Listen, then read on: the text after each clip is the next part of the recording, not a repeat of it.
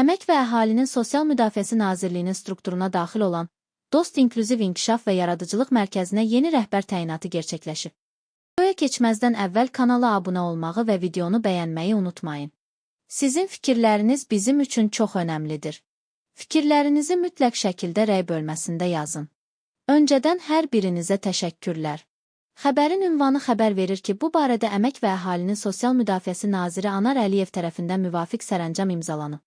Əmrə əsasən Elnarə Ənsari adı çəkilən mərkəzin direktoru vəzifəsinə təyin edilib. Elnarə Ənsari uzun illərdir sosial sahədə fəal çalışmaları ilə tanınır. O, 2014-2024-cü illər ərzində Əmək və Əhalinin Sosial Müdafiəsi Nazirliyində Beynəlxalq Əlaqələr Departamentinin müdir müavini vəzifəsində fəaliyyət göstərib.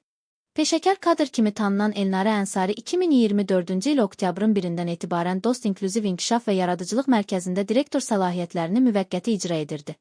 Elnarə Ənsarinin sosial sahədəki təcrübəsi və beynəlxalq əməkdaşlıq bacarıqları Dost Mərkəzinin qarşıya qoyulan məqsədlərə daha çevik və səmərəli şəkildə çatmasına töhfə verəcək.